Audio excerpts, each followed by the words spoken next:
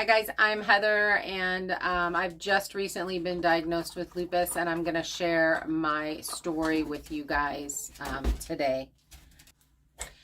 So I've actually been spending the last few years building my homestead up here in northern Idaho, and the last couple of years I've been having a great deal of pain and was constantly given the diagnosis of, well, you're 50, you're in your 50s now, and you live a really hard lifestyle, so arthritis is normal, these things are normal.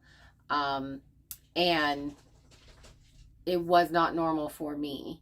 I've always been extremely strong and been able to, for a woman, I've been very strong. Like, I've been able to physically do a whole lot of things that most women cannot do. And I've always led that kind of lifestyle. And this particular year, I would say the last 6 months, I'm having like difficulty opening doors or pulling down the tailgate of my truck or moving a bag of food for my animals. It's just been really hard. And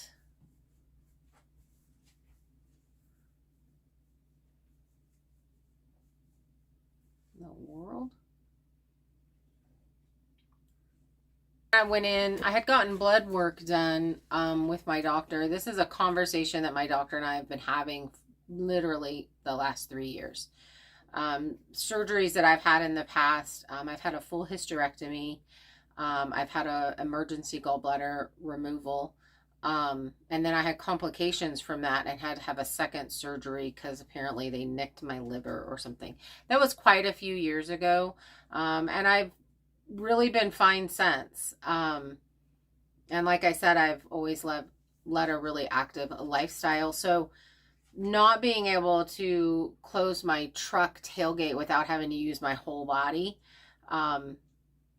it's been getting really scary for me, because I'm trying to figure out how in the world am I going to live this lifestyle of homesteading if I can't move bags of feed, or if I can't hold open doors.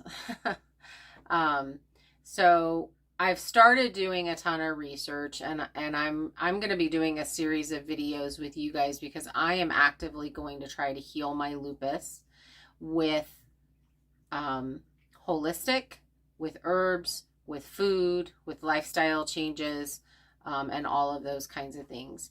I do have to say, as far as my diet, it used to be really good. And then it kind of went in this last 3 years. I've been eating quite a bit more fast food, stuff like that, because I'm really busy. And I have not taken the time to cook and, use real ingredients in food. So it's kind of gone to a convenience type thing. And everything that I've noticed with that has been really difficult. Like, my symptoms that I'm really having, I think the ones that I noticed the first were the fact that my hands and my wrists hurt really badly all the time, 24/7. And over-the-counter pain relievers just were not cutting it. They were not, it was like I didn't even take anything. And then all of my joints started hurting really badly. First thing that my doctor noticed was, at the time when I went in, was I had the butterfly rash on my face. And, I'm telling her, I'm like, I can't lose weight. I don't know what's going on. I've been doing keto and it's always worked really well for me. And I had gone off keto and kind of gone back to a fast food type, trying to get things done. So I'm going to cut out preparing my food, and I'm going to do the quickest thing that I can so that I can eat, so that I can get back to work. And I have not been able to lose any weight this last year. It's really been this last year of no weight loss. Fatigue, extreme fatigue, like absolutely exhausted all the time. When I've been doing the research, people talk about, you feel like you're getting ready to get the flu, and that legitimately is a real feeling. Like, I definitely feel that way. I've definitely felt that way, I would say, the last 5 months, definitely. So I go into my doctor's office. It's my regular yearly appointment that I normally have. once a year. And for those of you that don't know, I'm a veteran, so I go to the VA. I have PTSD, and so all of my care is through the VA, or if the VA deems that it needs to go out into the community, then I'll be seen out in the community. But basically, my care is through the VA. So I go in there and I'm telling her, you know, I can't lose weight, and my hands hurt, and I'm losing strength, and I can't, things that I normally could do, I cannot do. And, you know, I'm getting worried because we're going into this next building season, and I'm trying to figure out, how am I going to do this? How am I going to continue to build my homestead when I can't lift things? And that's when she had said, because we had done my yearly blood work, and they did the full panel, and she was like, well, you know that you tested positive for the marker for lupus. And I was like, no, I don't know that. Nobody told me. So that blood work was 6 months old. I had never been, nobody called me, nobody told me, nobody said anything.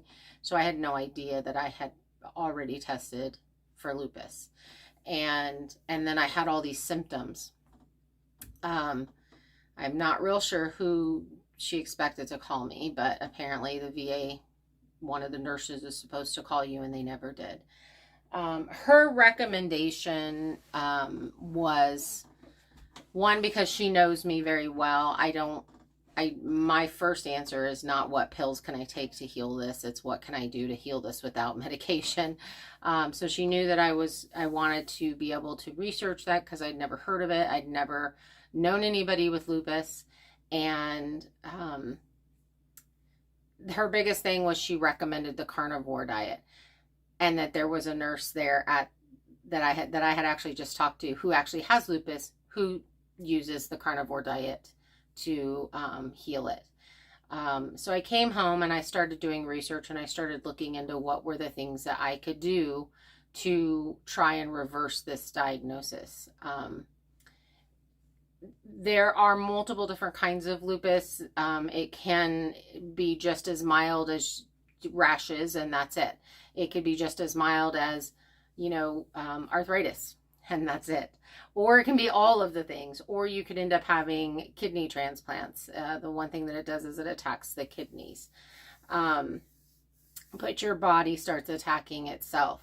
So the biggest things that I found when I was doing my research was, number one, heal your gut. Number two, heal your kidney, heal your liver. Just two things. Parasite cleanse, and then taking stuff to reduce inflammation. So I've been really researching the things that I can do. Obviously, over-the-counter pain medications, Tylenol, ibuprofen, Aleve. Those are all really hard on your liver and your kidneys. And so I'm trying to not take those at all. Let me show you what I'm using. So in my research, I found that wild lettuce.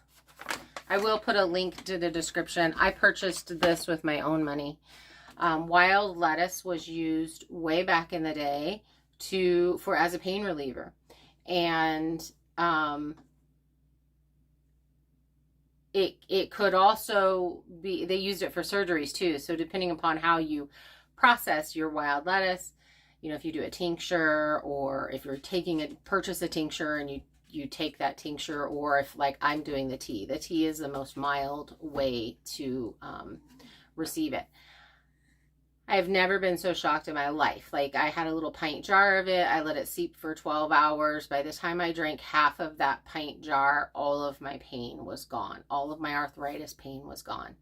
Now, I'm finding that this does need to be another bit drank every 4 hours to keep the pain at bay, because it is just like a little pain reliever, over-the-counter type pain reliever. So that's natural. There are no side effects from this. I guess one of the side effects would be, if you do the tincture, I've heard you can get very sleepy. So that would be one of the things. Now, I've already been dealing with extreme fatigue. And I'm noticing with the tea, I'm not feeling any more. I definitely don't have any anxiety. So that's nice. Like it just takes that edge off. So that is really nice. I'm finding that is really nice. This whole situation has just stressed me out so badly. I've never been, I'm just not one of those people that get sick. Now I say that, and then I had this hysterectomy, and I had a whole bunch of fibroid tumors in my uterus, and I had the gallbladder removed. So obviously my body on the inside was having issues. But as far as just getting like a cold or, you know, catching stuff all the time, that just really wasn't my thing. And I was always very, very strong. So I had also started drinking coffee, 1 cup of coffee, because I had digestional issues, and I dealt with a lot of constipation. So going to the bathroom was just not a normal thing for me unless I drank coffee, and then that would clear my system. And so I had my 1 cup a day with that, but I was finding that my acid reflux was horrible. I mean, I couldn't eat without getting acid reflux. I couldn't drink something without getting acid reflux. That was here towards the last month or so. And I decided to start doing the carnivore diet to start healing my gut. That was the first thing I wanted to do, was heal my gut. And so that's what I've been doing. I've been doing the carnivore diet and drinking this wild lettuce tea. I also have obviously I have to take estrogen and stuff like that because I had a full hysterectomy where they actually took my ovaries, because there is a family history on my father's side of ovarian cancer and uterine cancer. So I had a very huge tumor in my uterus. It was 11 centimeters, and so they just took everything. So balancing my hormones is another real big deal for me. I'm going to get the paper that I've been writing down all my symptoms, and so I want to tell you what those are. Go. Okay, I have my notes. So, a couple of things, because I looked up how would you get lupus. Some sites are saying that it could be genetic. It also could be environmental. So we do not have a family history of any autoimmune disorders. So I'm thinking this is not genetic. I'm thinking that this is environmental. I was exposed to chemicals in the military when I was in the military, but we also just in our lifestyles in general, everything has chemicals on it. So I don't know, I'm kind of going with that. Also, stress can trigger, extreme stress can trigger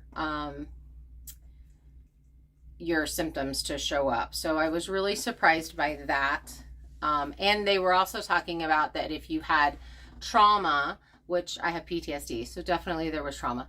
If you have trauma, even back into childhood, that could set you up for getting lupus later in life. And I'm actually, normally it's in your 20s that you get diagnosed with it, and I'll be 52 this year, so a lot later in life for that. And then your diet and bad gut health can cause lupus. So I'm sure eating more fast food these last couple of years, all of those things, building a homestead. I had a friend living here.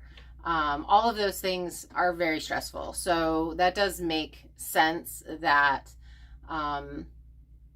there's been quite a bit of stress. There's been bad eating. There's, the chemicals in the food, COVID happening, and all of the things that are happening to our food just in the grocery store that's available. And that's what I've been relying on these last few years instead of homegrown and that kind of thing. So that all kind of does make sense. But so I have the butterfly rash. I have extreme sun sensitivity when I go out in the sun. I just went out yesterday and drove into town to run some errands, and my skin felt like it was burning, but not like a sunburn. It was like tingly and very on fire, I would say. My face, my arms, anything that had been exposed to the sun felt like that. I've never had it feel like that. So it was a very weird. Super itchy skin. That's another thing. And I definitely have that. I have joint pain, fatigue, extreme fatigue. Like I've gone 3 or 4 days and feel like I just can't even get out of bed. Numbness in the arms. Like that is something that I've been kind of dealing with. And my hands and feet get really, really cold and I can't warm up. I actually started a fire today and we did not need one. It's in the 50s. Did not need. For us up here in northern Idaho, that's considered warm. So I did not need a fire, but I was cold and I could not warm up. So weakness, my strength level has gone way down. And then the fact that I have not been able to lose weight. And I've been doing the carnivore diet for over 30 days now, and I haven't lost any weight at all, which is not normal on the carnivore diet. So when I started researching what are they going to have me do at the doctor? Like what's a treatment for lupus? And steroids was one, beta blockers, hydrochloroquine, I'm sure I'm saying that wrong. Those are all things that they're going to just, from what I understand, they're going to try to put me on. Or they put you on when you have lupus. And the side effects to those, the people, whenever I'm listening to their stories and I'm looking at their, listening to what they have to say, they had more symptoms from the treatment than actually from lupus. So I'm going to be doing everything that I possibly can to not go that route. I am going to try everything that I can to heal this on my own. And I'm going to document that journey so that you guys can go along with me. And, if you have lupus, please comment in the comments. Let's help each other out. Let's build this community to help each other out. This year on my homestead, I'm going to be working really big on a garden and growing my own food. I purchased a goat because I am lactose intolerant, and I can drink goat's milk. I have 4 years, but I have not had a goat in milk these last couple of years. So I bought a goat that's due to have babies at the end of the month, and so I will be back in milk so I can get back on having some yogurt and the good, probiotics to be able to heal my gut, and I can add some cheese and I can add those things without upsetting my stomach. And so I'm just really excited about that. I'm going to take you guys on that journey. I'm going to document everything that I have that I'm doing, and I will share everything that I'm doing. If there's something that you've tried, if you have lupus or somebody has lupus, and there's something that they've tried that is the holistic healing methods, please let me know. Please comment and let me know what those are, because I'm starting out with diet, with no processed food, carnivore diet, and then I'm moving into a keto type diet during the summer when I'm growing my own vegetables and such, and just adding in the herbs, adding in the things that can build immunity and get rid of inflammation and heal my gut. So that's what I'm going to try. And I'm going to try everything that I can. Let's just definitely for the next 6 months before I try to do anything that is pharmaceutical. I just don't trust that. I just don't trust it. I'm not crazy, and I'm not, I don't know, I guess maybe I am a conspiracy theorist, but if the side effects are way more than the treatment, they cause more problems than the treatment, I want nothing to do with it. So that's just where I'm at. I hope you guys follow along, and I'm really going to be trying to stay very positive. I do have to say that I spent probably 3 weeks in shock. Because I've always been so healthy, because I've always been so active. Dog's getting a drink of water right under you guys. That's what you hear. And to have something like this and it not be something that's ever been in my family or anything that I've ever had to deal with was very shocking at my age. And so, and like I said, most people are diagnosed in their 20s, early 30s, not in their late 50s or early 50s. I'm not late 50s, early 50s. So yeah, that's basically where I'm at. If you have not subscribed, subscribe, follow along with the journey. I'm going to be talking about all kinds of things. I'm going to be breaking things down to exactly what I'm trying, what it's good for, you know, those type of things, what things I'm choosing to grow, and how you can do this, even if you're not in the place where you can grow something. We'll talk about farmers markets. We'll talk about all of those things, finding, you know, a friend that does have property and maybe would let you garden on their place, or any of those things. All of that is open for discussion. And, you know, definitely share with me what you're going through and what you're doing. I would really appreciate that. So thanks for hanging out with me. Thanks for letting me share my story. I do feel like this is part of the healing process. And I've just been so blessed with amazing friends here on YouTube. And I just love all of you. Have a great week. See you next week. Bye.